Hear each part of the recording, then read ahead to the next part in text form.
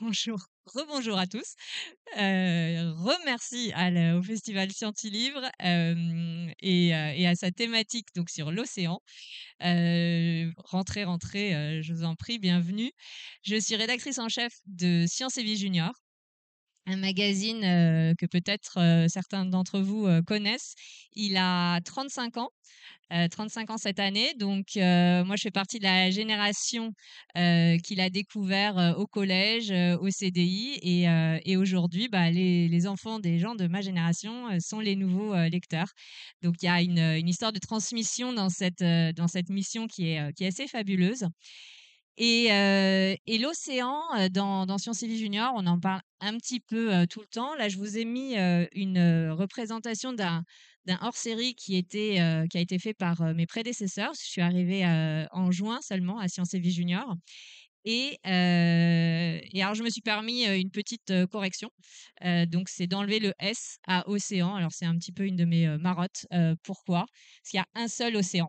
Et là, je vous ai mis une représentation une vision d'un océanographe sud-africain qui s'appelle Athelstan Spilaos et qui met l'océan au centre en fait de la planète. Et c'est une vision où on voit bien que tous les bassins océaniques sont reliés et laissent les continents sur les côtés.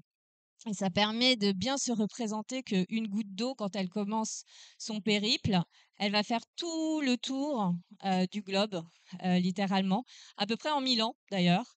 Et sauf qu'avec le réchauffement climatique, apparemment, là, les dernières études montrent qu'elle met un peu plus de temps, que la circulation est de plus en plus lente. Alors, j'ai vu une super animation tout à l'heure sur la circulation thermohaline, et c'est vraiment ça, on comprend tout le cycle voilà, d'une goutte d'eau.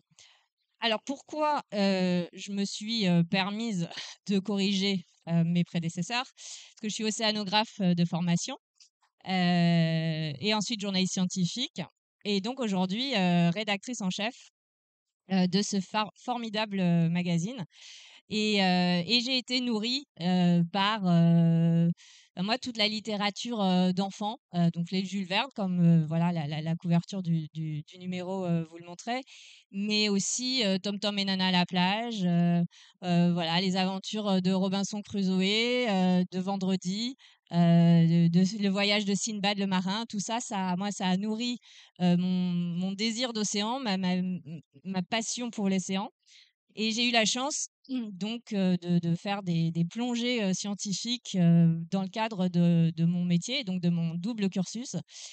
Et donc, j'ai à cœur d'exprimer et d'expliquer aux jeunes qu'on peut être à la fois littéraire et à la fois scientifique, et qu'il y a des filières qui permettent de conjuguer les deux avec beaucoup, beaucoup, beaucoup de bonheur. Alors, que vient faire l'écrit, la littérature plus spécifiquement dans un magazine comme Junior? Mais en fait, moi, je m'en imprègne tout le temps. Donc, des livres, ça peut être à la source d'un article, ça peut être une documentation. Donc, on va parler des algues vertes, l'histoire interdite. On va parler des pôles et utiliser un livre comme source qui est peut-être compliqué. Mais tout le talent des journalistes scientifiques et notamment ceux de la rédaction de Sciences et Vie Junior, c'est de savoir utiliser de la source qui peut parfois être compliquée et la vulgariser vraiment au maximum pour essayer de rendre compréhensible à peu près tout. Il y a très peu de sujets qu'on s'interdit, notamment, enfin, oui, non, il y a très, très peu de sujets qu'on s'interdit et quand vraiment on n'arrive pas à expliquer, bah, c'est qu'en fait, on a mal compris. Et donc on va, revoir les scientifiques, revoir les chercheurs pour qu'ils continuent à nous expliquer.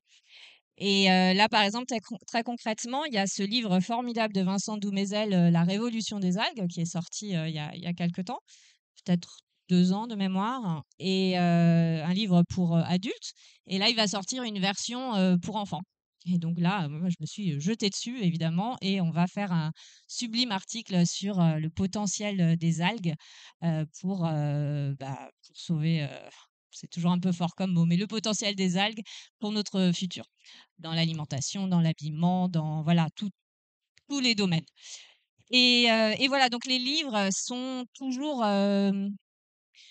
à la source de nos explorations intellectuelles, de nos choix, de quel type de sujet on va traiter. Donc ça peut être des liens, des articles, des livres, je m'en mêle du coup, des livres vraiment de scientifiques, mais aussi de vulgarisateurs, voilà, un peu tous les types de livres.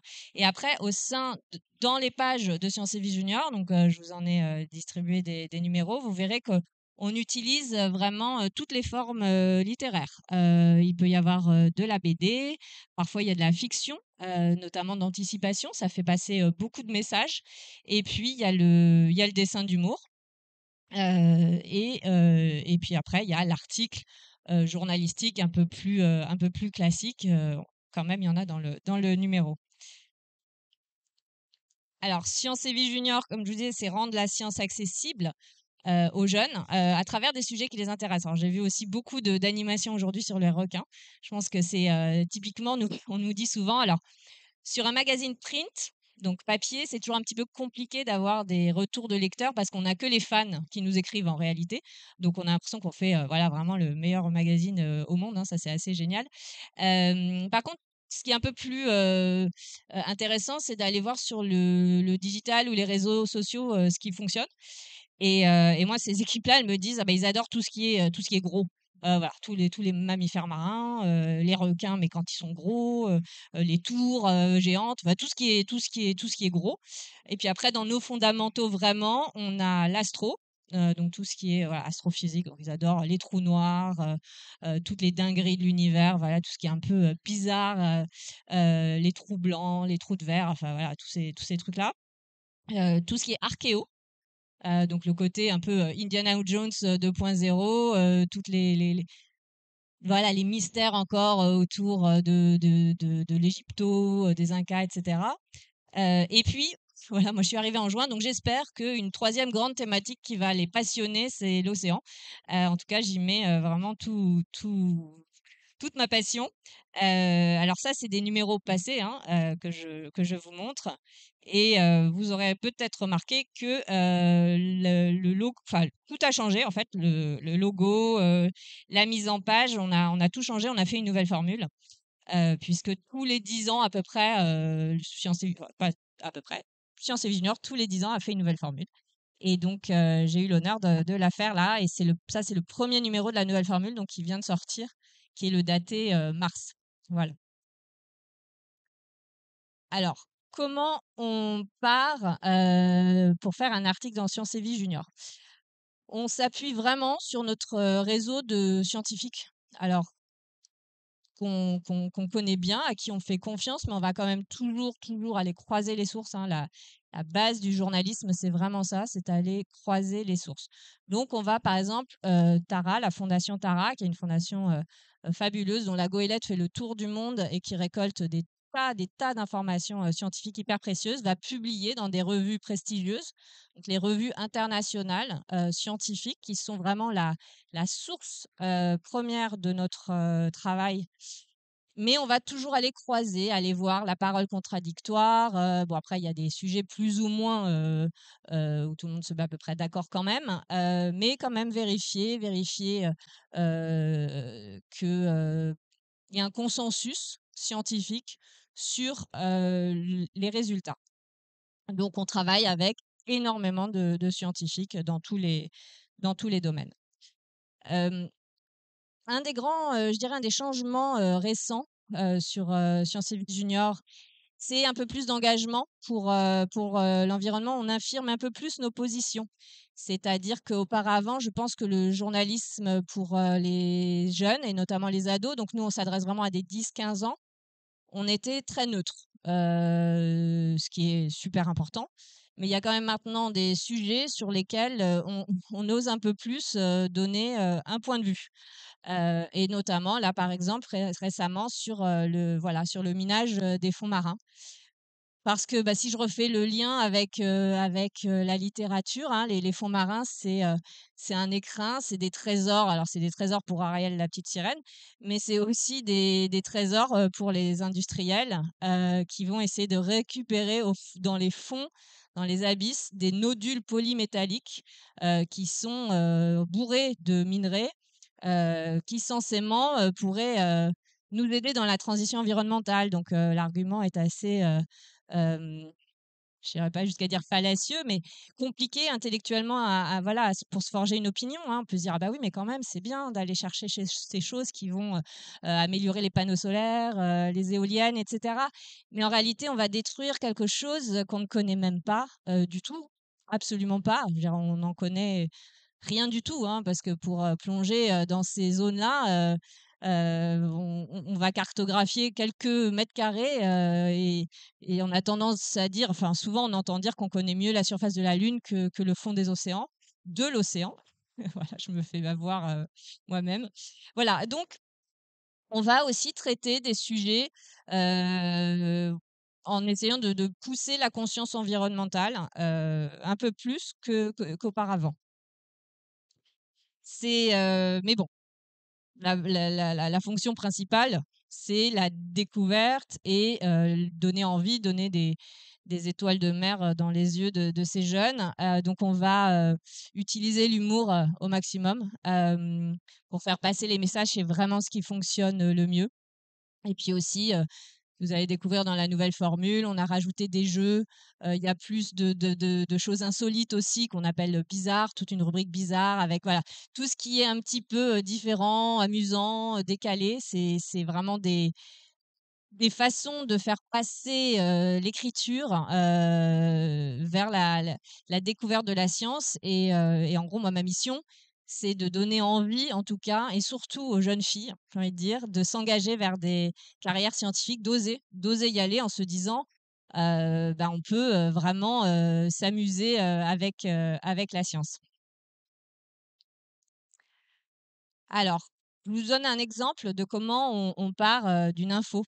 Une info parfois, c'est, une photo qui est sublime. Là, c'est une photo, de Laurent Balesta, hein, qui est un photographe océanographe, de voilà, qui a un immense, immense, talent et on va partir de cette photo, et se dire, on a évidemment une légende, hein, ça c'est le meilleur des cas, où on nous dit quel animal c'est, où la photo a-t-elle été prise et puis un petit peu d'autres infos, mais pas forcément tout ce que nous, on veut raconter. Donc là, on a une limule magnifique, c'est une sorte de cousine des scorpions, hein. C'est un animal, voilà, très, très, très, très étrange avec des petites carangues dorées au-dessus, avec un éperon, dorsal, assez impressionnant et on va en faire, voilà, on va le maqueter, donc c'est-à-dire le mettre, déjà dans un editing, donc c'est quoi cette bestiole, hein? 1re question, qu'on se pose.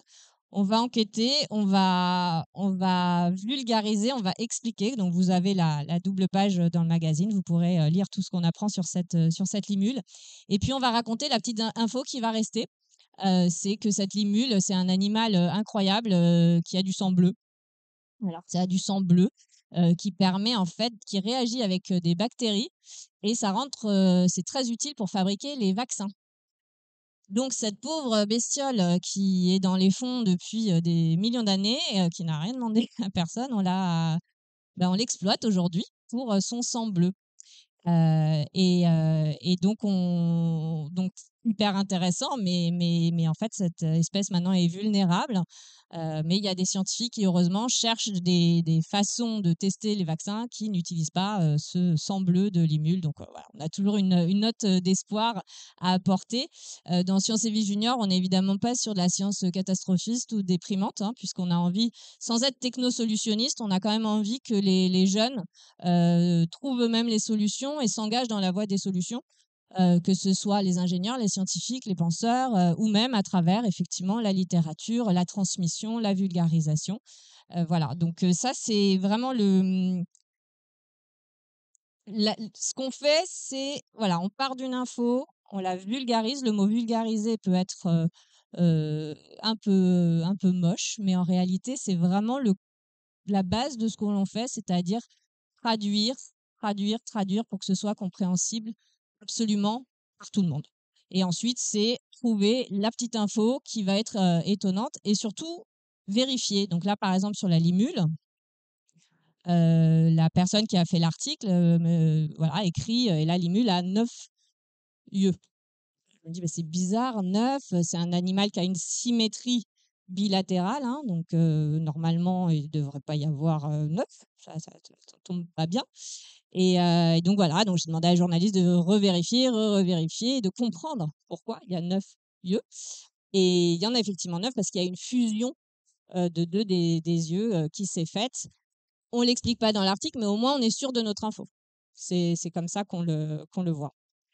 Voilà. Est-ce que José, tu avais des choses à me Oui. Alors, justement, moi, je pensais à cette vulgarisation.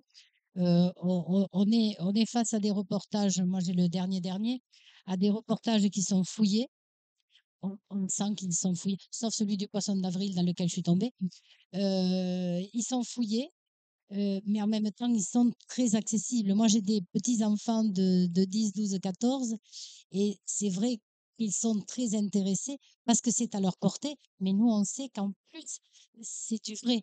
c'est du vrai. Ça, c'est très important. Avec en plus, le petit plus qui fait qu'ils sont attractifs. Tous les articles sont attractifs parce que variés et ils parlent à tous. Ils parlent à tous selon leur façon de concevoir un livre, la façon de concevoir. Ben, ils ont des abonnements à des magazines. Et là, je trouve que ça parle à tout le monde. Oui, Voilà. puis Et d'autant alors ça, plus c'est un travail mmh. que j'aimerais que vous expliquiez un peu plus. Comment cette vulgarisation est faite à partir d'articles qui sont fouillés, très sérieux et qui permettent à tous nous, le plus jeune à 10 ans. Oui, mais on peut aller même plus jeune que ça. Alors sur Sciences et Vie Junior, effectivement, c'est à partir de 10 ans à peu près, hein. En général, les lecteurs s'abonnent en CM1, CM2. Après, ils sont vraiment, comme on dit, cœur de cible, 6e, 5e.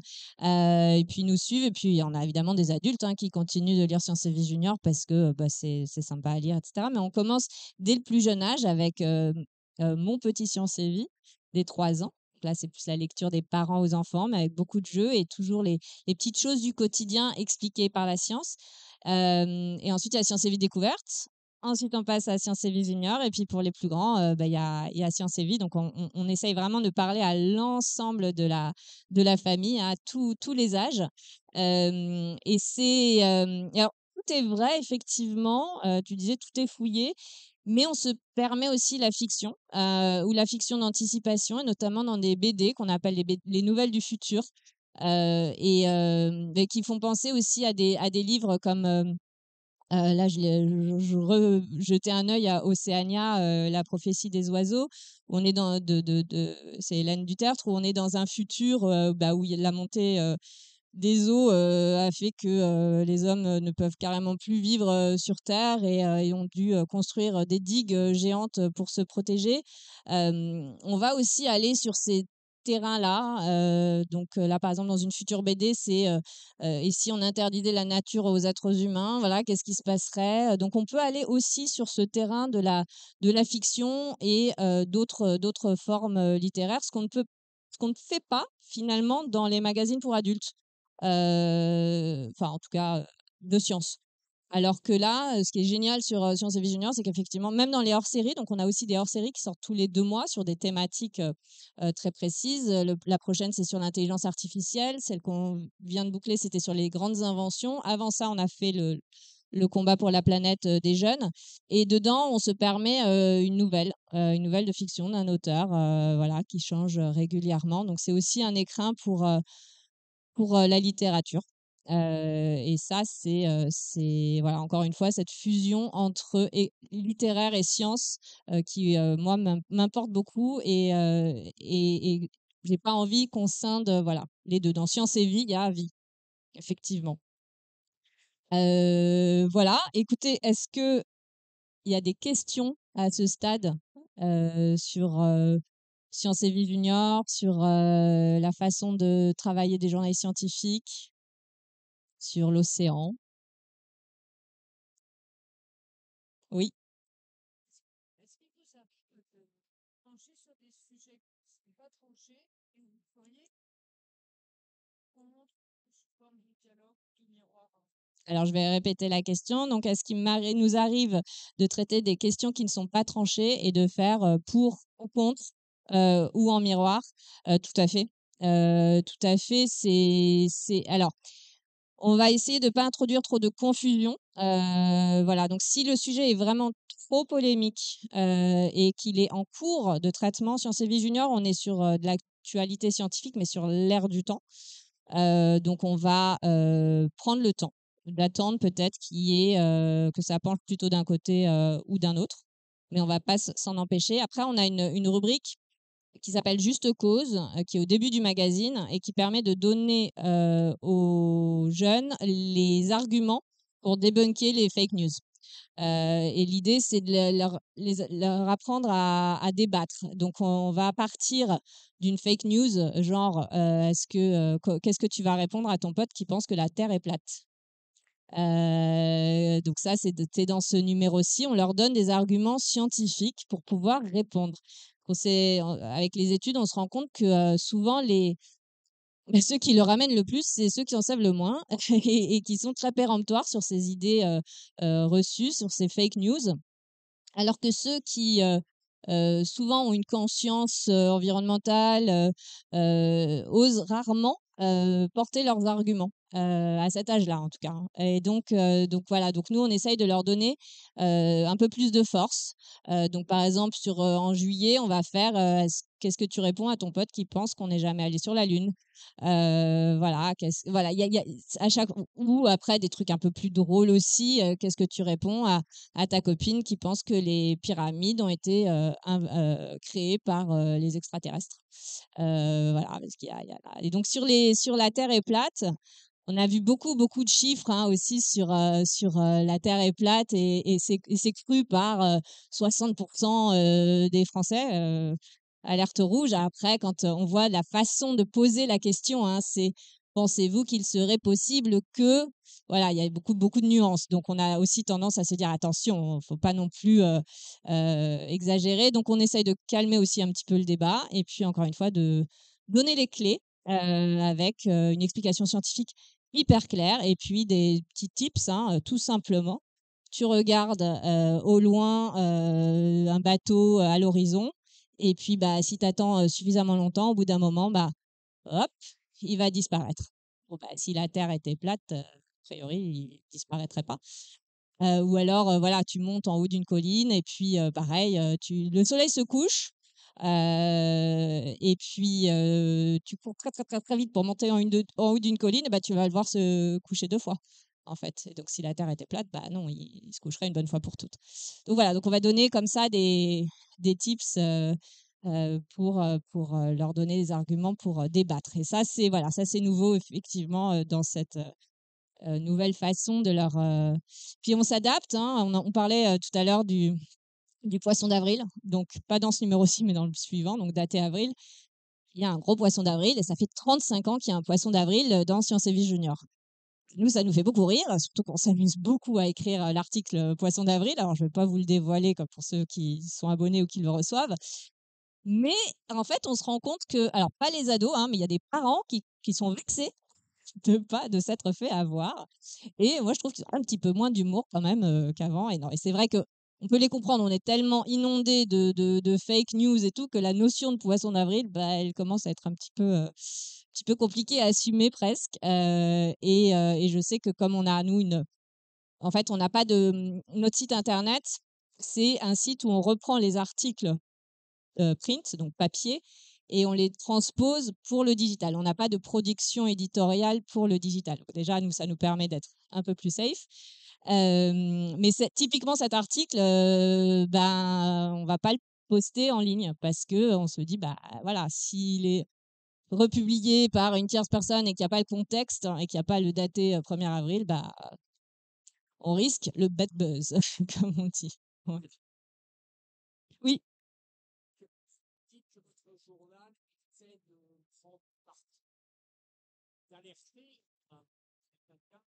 Mettez-vous curseur entre le fait qu'il ne doit pas être anxiogène et que certaines situations, le plastique dans l'océan, en ce moment très, très, très au courant, très compliqué. Oui, eh ben, c'est pour ça qu'on a pris ce virage-là. Alors, je vais revenir du coup pour ceux qui sont arrivés, ceux du fond de la classe, qui sont arrivés en retard. Ce qu'on n'aurait pas fait effectivement à Sciences et Vie Junior avant, c'est prendre parti en écrivant non au minage des fonds marins. Et d'ailleurs, donc moi je suis arrivée en juin à la rédaction. J'ai une sensibilité voilà, océanographique, comme vous l'avez compris, très forte. Et on a décidé de traiter ce sujet des abysses. Et le premier titre que mon journaliste m'a proposé, c'est les 5 questions sur le minage des fonds marins. Donc voilà, donc c'est même en interne, hein, c'est oser se positionner donc sur des sujets qui, comme on le disait tout à l'heure, font consensus. C'est-à-dire que nous, on se fonde sur le rapport du GIEC, voilà, sur les rapports qui font consensus. Sur la pollution plastique, on n'aura aucun souci à démonter le plastique et à ne pas tomber effectivement dans le discours du greenwashing, etc. Donc là, c'est déjà s'entourer des bons journalistes, donc les bons journalistes pigistes, parce qu'on travaille avec beaucoup de freelance. Et puis après, moi, j'ai des chefs de rubrique. Enfin, dans la rédaction, il y a des chefs de rubrique qui sont spécialisés par thème. Donc, on en a un qui est spécialisé en astrophysique, une en biologie, neurosciences, un en maths, réseau et un en techno, innovation. Et donc chacun est garant en fait de son territoire et à cette expertise. Voilà. Et moi, c'est tous les sujets océan.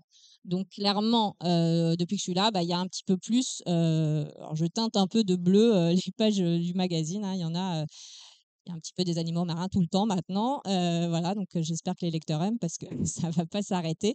Mais en tout cas, oui, on s'engage plus qu'avant. On a fait par exemple un hors-série sur se battre pour la planète.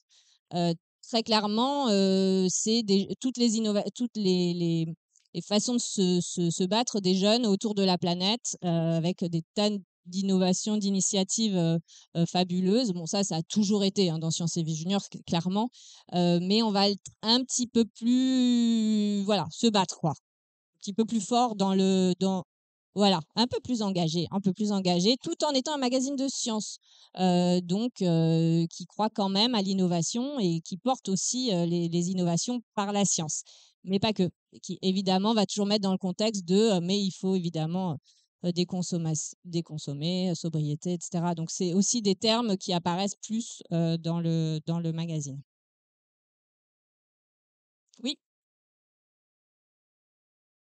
Oui, alors c'est parce que j'ai pas le droit de passer cette barre. J'ai une barrière. Alors, est-ce qu'on a des sujets qu'on s'interdit? A priori, non. Ça s'est pas encore produit en tout cas. Après, il y a des sujets qui, a priori, intéressent moins nos lecteurs et c'est assez logique, sauf s'ils sont directement concernés. Mais par exemple, tous les sujets de santé, finalement, ils sont à l'âge où ils sont encore invincibles en fait et ils vont jamais mourir quoi. Donc c'est des sujets qui, sauf évidemment s'ils ont dans leur entourage, voilà, quelqu'un de malade, etc. Sinon, c'est pas des sujets voilà, qui vont les interpeller et provoquer l'acte d'achat, si je parle marketing. Donc les sujets santé, on en fait moins. Mais là, on vient de s'engager avec la Fondation Margot, voilà, pour les cancers pédiatriques. Mais ça va plus être sous l'angle du partenariat presque, vraiment que de l'angle édito. Après, non, on va aller sur le territoire de le nucléaire, ça fonctionne comment voilà, on ne s'interdit pas des sujets. Après, les sujets sexualité, par exemple, pour les ados, on va en parler, mais peut-être plus sur voilà, la sexualité dans le monde animal. Tout existe. Voilà, on va être ouvert à toutes les formes de sexualité dans le monde animal ou dans le monde des plantes. Des trucs incroyables qui se passent chez les orchidées, par exemple, voilà, qu'on ne soupçonne pas. Après, on va pas être. Voilà, c'est leur espace aussi. Sciences et Vie Junior, c'est un safe space, donc on va pas les heurter. Pareil sur la culture, donc les mangas, etc. Il y a énormément, énormément de choses. On fait attention, voilà, où on place le curseur de ce qu'on leur propose. Et dans nos pages culture, par exemple, elles sont faites par nos stagiaires de troisième. Donc, c'est vraiment eux qui disent ce qu'ils aiment. Et d'ailleurs, on ne montre que ce qu'on aime, enfin, ce qu'ils ont aimé. On va pas critiquer, en fait, les choses. Voilà, c'est pas notre rôle. On va plutôt les inciter à lire des choses qui ont plu à leurs copains, quoi. Voilà, plutôt que.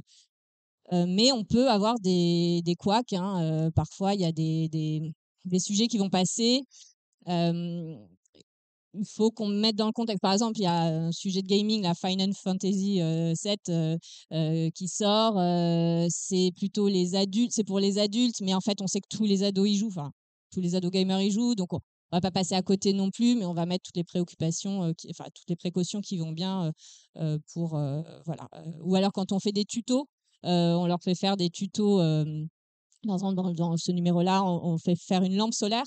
Bon, ben, il y a de la soudure, il y a des choses qui sont pas simples à faire. Donc, on dit, voilà, à faire avec un adulte. Voilà. C'est aussi un magazine qui peut se lire avec les parents, mais quand même moins que les plus petits, que Mon Petit Science et Vie ou Science et Vie Découvert. Donc, on est quand même hyper responsable de ce qu'on met dans les pages du magazine. Ouais. Oui. Ah, madame qui n'a pas encore posé de question.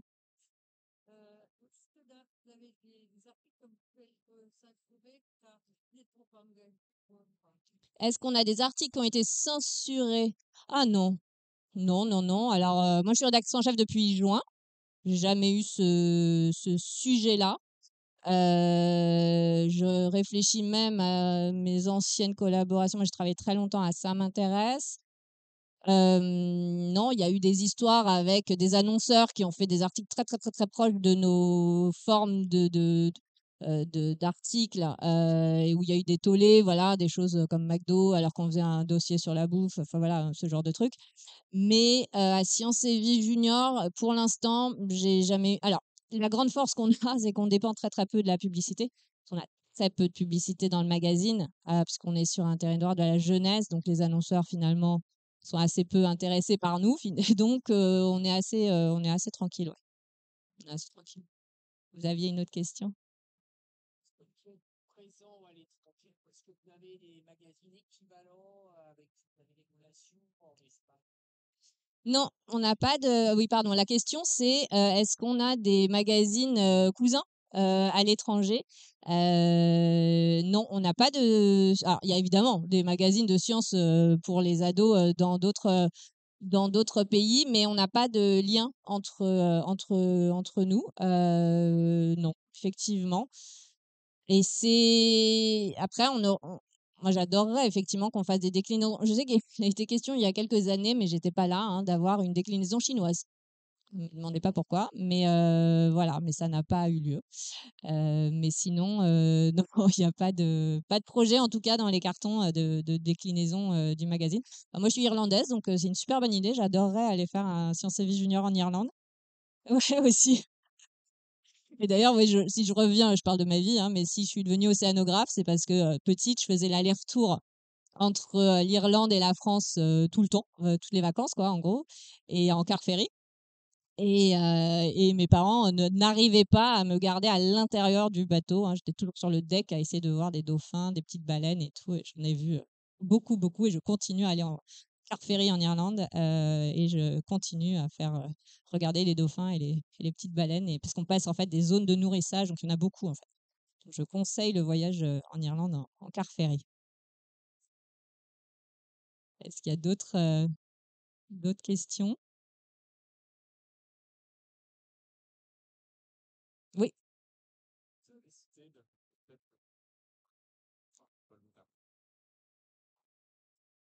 troisième d'avoir d'abord pour la culture, peut-être savoir quel sujet va intéresser. Alors, une très bonne question qui est comment est-ce qu'on sait quel sujet va intéresser le public, sachant que on se fonde beaucoup sur les stagiaires de troisième, comme je disais tout à l'heure, pour la culture. Eh ben, on les interroge beaucoup. Déjà, on accepte énormément de stagiaires de troisième. C'est-à-dire que les périodes de stage, on le sait quand, parce qu'à Sciences et Vie Junior, on est en surnombre. On a beaucoup, beaucoup de stagiaires de troisième. Mais bon, déjà, faire un stage de troisième à Sciences et Vie Junior, c'est assez génial parce qu'on fait plein de trucs. Très cool par rapport à un stage d'observation ailleurs. Hein. On teste des BD, des jeux, on est modèle photo, enfin voilà, on les exploite à fond. On s'éclate avec eux. En plus, c'est en général des abonnés vraiment fans du magazine, donc c'est super sympa. Donc eux nous donnent plein d'idées de sujets. Là, par exemple, j'avais 2 stagiaires de troisième il y a encore 15 jours et je leur ai demandé voilà, de quoi vous voudriez qu'on parle. Il y en a un qui m'a dit ah, j'adorerais que vous fassiez un dossier sur la musique. Voilà. Et un autre qui m'a dit: «Ah, sur les grandes tours». Je dis: «Ah bah, décidément les grands, voilà, donc tout ce qui est gros, ils adorent, hein, tout ce qui est grandes tours, trucs très, très, très forts et très étonnamment, ils m'ont dit: «Et le nucléaire?» «Ah bon, le nucléaire? Mais pourquoi le nucléaire?» «Ah, parce qu'on en entend parler, mais on sait pas trop ce que c'est» et voilà et en fait, c'est des sujets, parfois, nous, on se dit alors, en presse, on parle de marronniers, c'est-à-dire de sujets qui reviennent tout le temps, tout le temps, tout le temps. Mais en fait, nous, on s'adresse à des lecteurs qui découvrent, et donc il faut pas s'interdire de revenir sur des sujets qui ont déjà été faits, mais avec à l'aune des nouvelles, découvertes, des nouvelles recherches, et tout ça.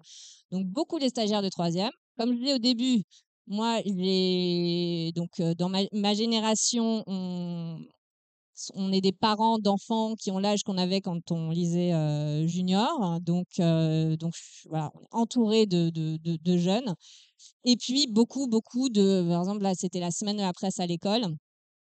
Tous les membres de la rédaction, voilà, on fait des webinaires, des rencontres, voilà et puis on se déplace à la rencontre des jeunes un peu partout, dans tous les festivals où on est gentiment invité, on vient, et puis après on fait assez classiquement des enquêtes lecteurs. C'est-à-dire qu'on leur demande, alors après coup, est-ce que vous avez aimé, pas aimé? Mais ça, à la limite, bah, une fois que c'est fait, c'est fait. Donc on anticipe des sujets, on imagine des sujets, on leur soumet. On dit: «Qu'est-ce que vous préféreriez voir comme sujet?» Alors ça, il y a toujours un biais parce qu'entre ce qu'on dit qu'on aimerait, lire et acheter et ce qu'on achète vraiment, souvent, c'est pas tout à fait, la réalité, donc on a des surprises. Malheureusement, par exemple, les sujets environnement en couverture, ça marche pas super fort. C'est un peu déprimant, mais c'est comme ça. Ça n'empêche pas d'en faire à l'intérieur. C'est-à-dire que voilà. Après, on est aussi sur des abonnés, donc c'est-à-dire ils sont assez captifs, c'est-à-dire que de toute façon, ils sont servis. Voilà, donc nous, la vente en kiosque, c'est un peu moins, le souci, mais quand même, on veut quand même vendre en kiosque, évidemment. Et puis attirer, parce que même un abonné, ça peut être un CDI. Donc, il faut quand même que la couverture donne envie aux élèves de le feuilleter. Donc, c'est vrai qu'on a des chiffres après de diffusion qui sont assez dingues parce que un Sciences et Vie Junior, il peut être consulté par un collège, quoi. Donc, on se retrouve avec 1 million de lecteurs, voilà. Et d'un coup, on se dit, waouh, la responsabilité qu'on a est assez folle. Donc, on leur demande, voilà, pour répondre, voilà, on leur demande leur avis au maximum, tout le temps, tout le temps, tout le temps. Heu et pour plein ils sont plutôt tendres, en fait, avec nous, donc de temps en temps, j'ai envie qu'on me dise: «Non, mais qu'est-ce qui va pas? Qu'est-ce que vous aimez pas?» Voilà, ils sont plutôt fans, ce qui est très sympa. Oui.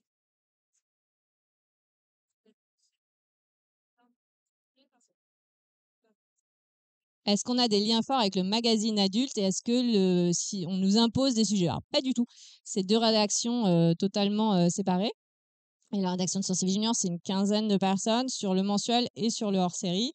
La rédaction de Sciences et Vie est beaucoup plus petite, et alors on se connaît, mais on travaille pas sur les mêmes sujets. À la limite, moi, je travaille plus avec Sciences et Vie Découverte et mon petit Sciences et Vie, enfin, plutôt Sciences et Vie Découverte pour être sûr de pas mettre des sujets trop similaires en couve. C'est plutôt ça. Alors, c'est pas de la censure, c'est juste se dire, on va pas forcément ou on va le traiter très différemment, voilà, pour pas que ce soit, en frontal.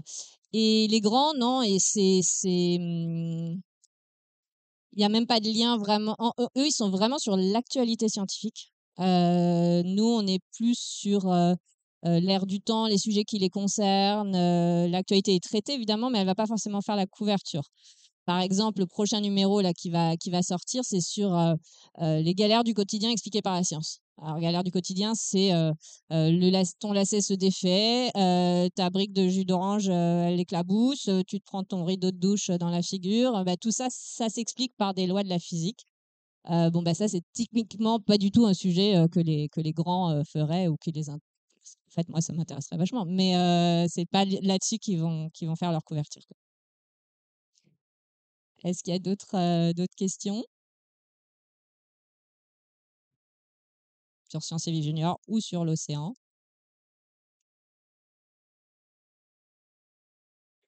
Non? Alors je vais revenir du coup. Oui.